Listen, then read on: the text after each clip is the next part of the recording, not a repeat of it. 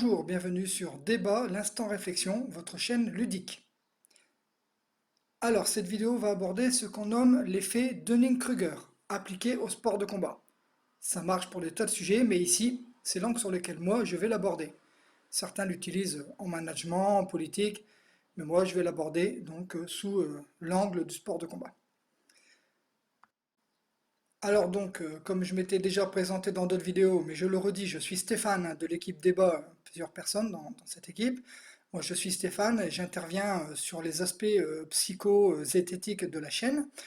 Ici, je vais vous livrer, pardon, une vision très personnelle du sujet, hein. Je ne m'octroie pas de savoir absolu et inconditionnel, c'est ici ma vision de la chose. Alors, pourquoi les sports de combat? Ben, avec près de 30 ans de pratique sportive, mais aussi ma passion presque tout aussi ancienne des sujets de la psychologie et de la zététique notamment, il m'est arrivé plusieurs fois de faire le parallèle entre ces sujets. Ici, je vais donc donner mon point de vue, mon ressenti, sur un parallèle que j'ai fait avec cet effet, hein, l'effet Dunning-Kruger, et la pratique sportive notamment vue sous l'angle de l'instructeur. Comme d'habitude, commençons par le commencement, c'est toujours mieux, je n'arrête pas de le dire. L'effet donc Dunning-Kruger. Avant tout, donc, il faut se poser cette question, hein, qu'est-ce que l'effet Dunning-Kruger? Alors, l'effet Dunning-Kruger, ou effet de surestime de soi, désigne un biais cognitif, une déformation de la pensée. C'est la tendance très courante qu'ont les gens ayant de mauvaises performances à surestimer leurs capacités par rapport à d'autres personnes, et à moindre degré, l'inverse, à savoir que ceux avec de bonnes performances sous-estiment leurs capacités. Alors qu'Esako, ce principe éponyme porte le nom de deux psychologues qui l'ont démontré. Comment cette idée est venue aux deux psychologues? Eh bien, il semblerait que ce soit en voyant au JT un fait divers, somme toute banal. Un jour de 1995, MacArthur Wheeler dévalisa deux banques de Pittsburgh, en Pennsylvanie aux États-Unis, à visage découvert, le plus naturellement du monde. Le soir même, avec la diffusion des images prises par les caméras de télésurveillance au JT, l'homme fut rapidement reconnu, dénoncé et arrêté. Quand la police lui montra les enregistrements de vidéosurveillance, le génial braqueur fut bizarrement surpris. Pourquoi, d'après vous? Car il s'était badigeonné le visage avec du jus de citron. Vous avez bien entendu. Du jus de citron, vous savez? Celui qui fait l'encre invisible. Il aurait dit pendant son interrogatoire, mais pourtant je portais du jus. Apparemment, celui qui se croyait si malin, qui s'était persuadé que le jus de citron le rendrait invisible, s'est tout bonnement retrouvé le bec dans l'eau. Eh oui, quelle idée géniale. Donc en voyant cela au JT, nos deux psychologues se demandent comment ce voleur a-t-il pu avoir une idée aussi ridicule, et surtout, pourquoi et comment pouvait-il être persuadé de la réalité de son raisonnement. Ils lancèrent alors une étude pour déterminer les tenants et les aboutissants. Ils arrivèrent à cette conclusion principale: une personne incompétente tend à surestimer son niveau de compétence. Je répète, une personne incompétente tend à surestimer son niveau de compétence. L'effet Dunning-Kruger, c'est donc, sur un sujet donné, plusieurs notions. 1. Une personne incompétente tend à surestimer son niveau de compétence. 2. Une personne incompétente ne parvient pas à reconnaître la compétence de ceux qui l'ont véritablement. 3. Une personne incompétente ne parvient pas à se rendre compte de son degré d'incompétence. 4. Si par l'entraînement assidu et durable, cette personne amène une amélioration significative de sa compétence, elle pourra alors reconnaître et accepter ses lacunes antérieures. Nous allons donc regarder un graphique et poser nos réflexions sur les sports de combat en même temps. Décomposons donc le premier point. Une personne incompétente tend à surestimer son niveau de compétence. Comment? Eh bien, on peut le voir sur le graphique ici. Une personne n'ayant aucune compétence sur un sujet va, en l'abordant, assimiler beaucoup d'informations nouvelles. C'est ça qui va lui donner l'impression erronée de maîtriser le sujet. C'est souvent d'ailleurs l'origine de certains fakes de désinformation quand une personne s'exprime à ce stade-là, sur un sujet qu'elle pense maîtriser. Souvenez-vous de cette vidéo du gars et le fameux brevet Pasteur au début de la crise du Covid-19. Il parlait sûr de lui, alors qu'en fait, il était à côté de la plaque en long, en large et à travers, car il n'y connaissait rien. Mais bon, passons. N'abandons même pas les milliers de partages que cette vidéo engendra, biais de confirmation quand tu nous tiens. Bref, revenons donc à nos moutons. Le schéma montre donc le principe de début d'acquisition massive d'informations sur un sujet auquel on n'y connaît rien. Ici, le sommet que j'appelle moi celui de la connaissance illusoire. On croit savoir. Puis, en continuant à chercher, le passage à l'étape que j'appelle moi la désillusion, ce moment où à force de chercher, ou que les faits ou que d'autres personnes te font remarquer que tu as tout faux, on se rend compte alors qu'on avait faux sur toute la ligne ou presque, et c'est là qu'on se rend compte que rien n'est simple, que tout est toujours beaucoup plus compliqué qu'il n'y paraît. Arrive à ce stade de la désillusion, euh, on a deux possibilités, hein. Soit on en reste là et en général on se recroque dans sa coquille, soit on décide d'aller un peu plus loin et de chercher un peu plus, de continuer à apprendre. L'idée serait d'avoir du bon sens et plus se prononcer sur le sujet, mais humain et bon sens n'habitent pas dans le même univers. Ou justement, oui, donc de continuer à creuser, à apprendre. Ici, on parlera en l'occurrence de s'entraîner. Si on choisit cette étape de continuer à s'entraîner ou de continuer à apprendre, on arrive alors à l'étape de la prise de conscience, là où on se rend compte qu'on était loin du compte, mais qu'il y a moyen de progresser en connaissance. Moyen simple mais fastidieux, continuer à apprendre à s'entraîner. L'étape suivante, c'est l'assiduité dans la durée, dans le temps, l'étude, l'entraînement. On commence alors à avoir cette maîtrise plus ou moins bonne du sujet donné. Alors, c'est ici que je vous inviterai, moi, à aller voir les définitions de cet effet, hein, les visions de cet effet chez d'autres youtubeurs très connus, hein, Defecator, des bunkers des étoiles, hygiène mentale, la troche en biais, Monsieur Sam, ce qui vous voulez, il y en a plein qui ont fait des choses très très bien sur cet effet. Moi, je vais vraiment l'aborder dans ma vision personnelle, comme je l'ai dit. Donc là, on en arrive au sport, hein, le sport de combat notamment pour ce qui m'intéresse. Là, on le voit donc notamment cet effet avec des nouveaux pratiquants qui rapidement vont prendre une confiance en eux qui n'est pas légitime au vu de l'ancienneté de la pratique, du niveau de connaissance de celle-ci. Rapidement, ou souvent en tout cas, hein, les débutants vont montrer un niveau de confiance en eux dans la pratique qui n'est pas légitimisé. Donc là, j'ai introduit un exemple tout à fait personnel, hein, je le répète, je vais le dire plusieurs fois, c'est une vision personnelle, d'observation de mes élèves. J'ai souvent eu l'impression que les élèves qui pratiquent, on va dire, 1 ou 2 années environ, hein, c'est une moyenne, pas une étude, hein, sont les plus à même de développer ce sentiment de compétence souvent surestimé. Voilà. J'ai plusieurs fois constaté qu'en mettant un nouvel élève avec un autre ayant à peu près ce niveau de pratique des 1 ou 2 ans, que ce dernier donc se vendait comme un sachant au nouvel arrivant, en toute bonne foi, mais de manière largement surestimée à mon sens, au rapport de la somme de connaissances et de pratiques nécessaires à la maîtrise, voire au commencement de la maîtrise de ma discipline notamment. Voilà pour le premier point, on va arriver donc au second point, hein. Le point numéro 2, une personne incompétente ne parvient pas à reconnaître la compétence de ceux qui l'ont véritablement. On voit aussi donc cela parfaitement avec ceux qui arrivent d'une autre discipline, voire d'un autre club, une autre fédération, etc., et qui sont persuadés que leurs connaissances vont donc au-delà de ce à quoi vous devez vous attendre, vous, dans la vôtre.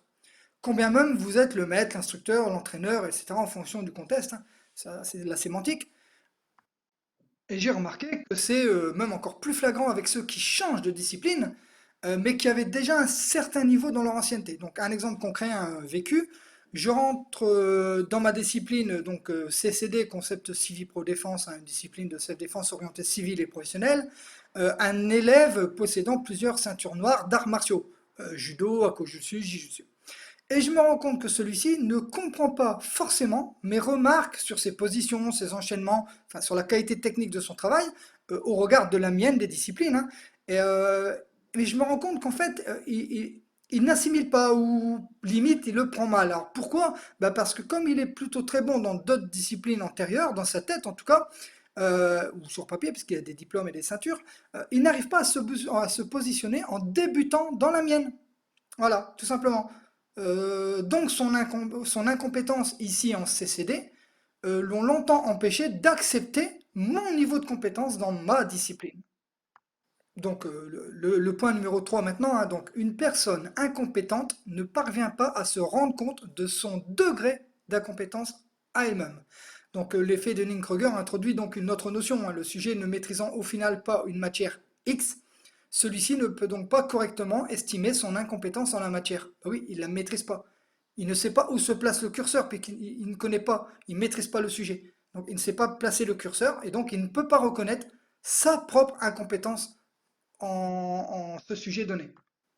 Alors, si je ramène ça au sport, hein, un pratiquant ne maîtrisant pas la discipline ne peut donc pas se situer correctement et donc se rend compte de son incompétence sur l'échelle de la connaissance de cette discipline, sur l'étendue du savoir et de la pratique qu'il faudrait pour maîtriser ou commencer à maîtriser cette discipline. Il n'arrive donc pas à se positionner objectivement correctement. Alors, je vais ouvrir ici une parenthèse, hein.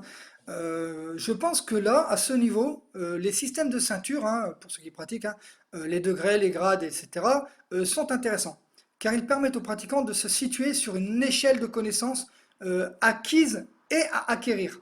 Ne me faites pas dire ce que j'ai pas dit, hein, les ceintures, grades, degrés, etc., ne sont pas pour moi des niveaux de compétence, d'efficacité, mais bien de connaissances. C'est des marqueurs. Et les connaissances, eh ben, elles se perdent, hein, elles sont souvent une moyenne, hein, parfois haute sur tels aspects et basse sur tels. Si on fait le parallèle avec les niveaux scolaires, on peut par exemple être bachelier en étant très bon, je ne sais pas moi, en maths, et moyen en français, et nul par exemple en sciences. Voilà, restons objectifs, hein, ici je donne des idées de réflexion générale. On arrive donc au point numéro 4, hein. Si un entraînement de cette personne amène à une amélioration significative de sa compétence, elle pourra alors reconnaître et accepter ses lacunes antérieures. Et oui, quand on est entraîneur, instructeur, maître, hein, selon la discipline, on se rend bien compte de cela. On voit bien qu'à force de persévérance et d'entraînement, ceux qui se croyaient invincibles au début de la pratique prennent beaucoup plus de recul sur leurs compétences en arrivant dans le commencement de la maîtrise de la discipline. On entend souvent des élèves ayant pris conscience de cela, hein, donc ceux qui ont déjà un bon moment, s'adresser à des débutants et non plus ce coup-ci dire comme en point numéro un, ouais, je vais te montrer, je sais faire moi, mais plutôt dire, t'inquiète pas, moi aussi j'avais du mal avec ceci, avec cela, moi aussi j'y arrivais pas au début. On se rend compte que l'humilité prend sa place. J'ai pu constater par exemple que lors du passage entre une ceinture marron et une ceinture noire, le doute souvent envahit le candidat. Je pense que c'est plusieurs de ces biais qui entrent en jeu à ce moment-là. L'élève doute de ses compétences car, en général du moins, on va lui demander de retranscrire l'ensemble de ses connaissances acquises pendant plusieurs années et il va alors prendre conscience de ses lacunes passées, voire actuelles, hein. Ben oui. Ce qu'il a appris il y a 5 ou 6 ans, parfois peut être devenu tronqué ou oublié. On est humain. Il doute, alors on le reprend pour avancer vers un ceinture noire, pour faire une préparation par exemple en ceinture noire, on le reprend, et même s'il est déjà marron, qu'il a déjà 4, 5 ans de pratique, voilà, il se rend compte en général, et c'est tant mieux, hein, et il n'est plus au sommet de la connaissance illusoire. Donc, conformément au graphique, hein, dans la durée, ayant pris conscience de tout cela, le travail continu donc entraînera alors des positions plus neutres, plus mesurées, car il est devenu un sachant. Bon, ça marche pas avec les gens atteints d'une anormalité, hein, égo surdimensionné, pathologie psychologique, etc. On en connaît tous, ils sont même d'ailleurs beaucoup. Je parle de gens équilibrés psychologiquement. Les gens normalement constitués, lorsqu'ils atteignent un certain niveau, bien sûr différent selon chacun, il faut aussi un cadre de référence de chacun n'est pas le même que celui de tout le monde, les expériences étant individuelles et donc uniques, à un moment donné, donc ces gens qui maîtrisent leur discipline ou qui commencent à la maîtriser, développent des comportements qui, à mon avis, sont induits par le quatrième point de notre étude. On peut aussi donc parler d'autres comportements que je vais citer ici un peu en vrac. Donc dans ces comportements, par exemple, on va avoir ceux qui vont s'ouvrir constamment à d'autres disciplines. Ils vont développer comme une faim insatiable de découvrir d'autres formes, d'autres méthodes, etc. On va les voir partout, en stage, pratiquant des tas de disciplines différentes, ici et là, mais pour autant, ils vont pas se tourner vers l'extérieur, vers la création. Ils vont rester plutôt dans une démarche de propriété privée, hein, son petit jardin secret, un cursus personnel. Ceux-là ne vont pas créer, ils vont rester exclusivement sur le plan du développement personnel.